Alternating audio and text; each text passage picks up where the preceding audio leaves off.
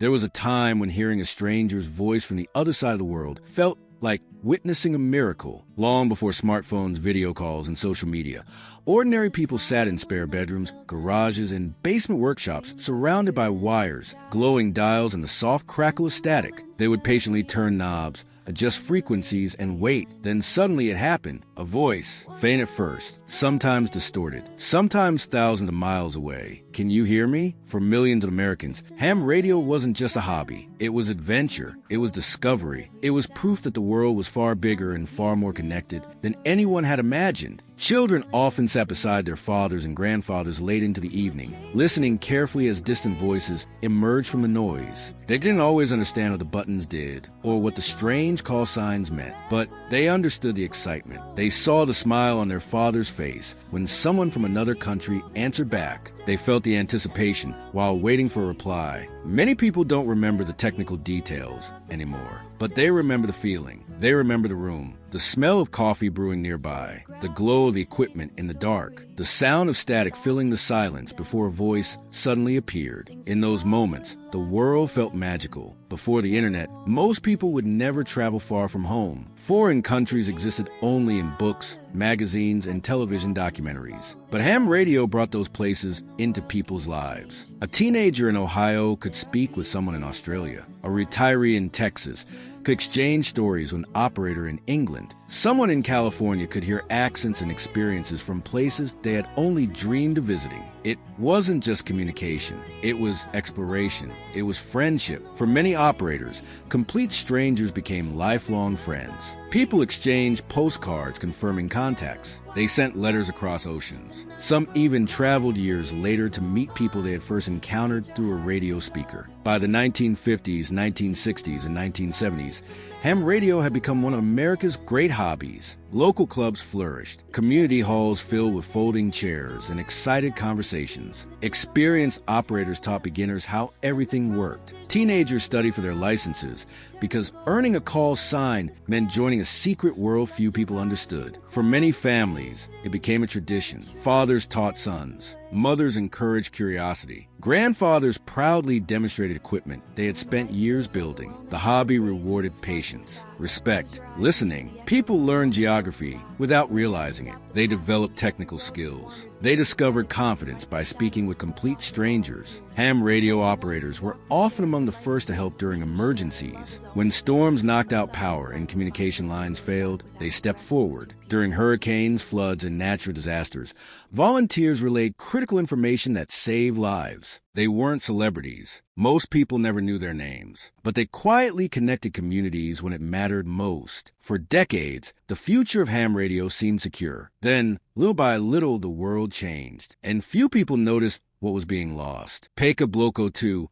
EU continuo verso completed de approximadamente minutos. Then came the internet. At first, nobody realized what it would mean. Email slowly replaced handwritten letters. Online chat rooms offered instant conversations. Then came smartphones, social media, video calls, and messaging apps. The very thing that had once made ham radio extraordinary suddenly became ordinary. Talking to someone on the other side of the world no longer felt impossible. It no longer required patience, no longer required skill, no longer carried the same sense of wonder. For younger generations, global communication became something they had always known. They never experienced waiting 20 minutes for a signal to clear. They never knew the excitement of hearing a distant voice emerge through static. They never felt their heart race after making contact with someone thousands of miles away using equipment they had built and understood with their own hands. Little by little, the hobby began to change. The teenagers who once rushed home to tune into the airwaves discovered video games, computers, the internet, streaming services. Entertainment became instant. Ham radio required something modern life was beginning to discourage. Patience. You couldn't rush it. Some nights,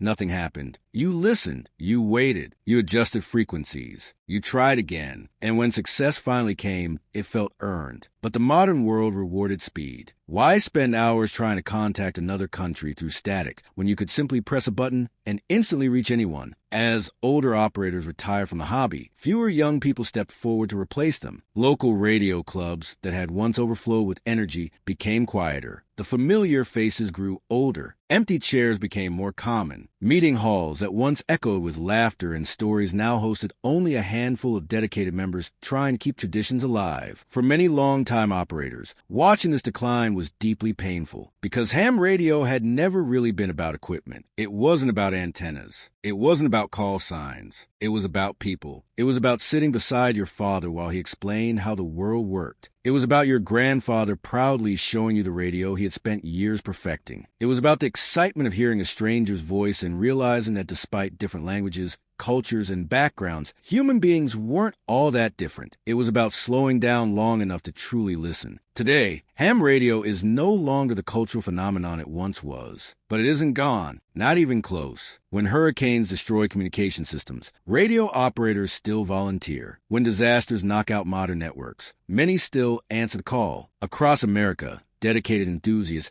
continue meeting in clubs, attending conventions, repairing vintage equipment, and welcoming newcomers curious enough to learn. Some are teaching their grandchildren. Others simply refuse to let go of something that shaped their lives. Because perhaps this story isn't really about a forgotten hobby. Maybe it's about what we traded away. In a world of constant notifications, endless scrolling, and instant gratification, we lost some of the anticipation that made ordinary moments unforgettable. We lost evenings spent doing one thing together as a family. We lost the excitement of earning a connection instead of expecting one. We lost a little of the mystery that once made the world feel enormous. Somewhere tonight, an older operator will switch on a radio that has been sitting on the same desk for decades. He'll adjust the familiar dials almost without thinking. He'll listen to the soft crackle of static filling the room. For a moment, he'll remember being a teenager again. He'll remember his father's voice. He'll remember the first distant station that answered back. He'll remember what it felt like when the world still had mysteries waiting to be discovered. Then, through the noise, another voice will appear. Can you hear me? And for just a few seconds,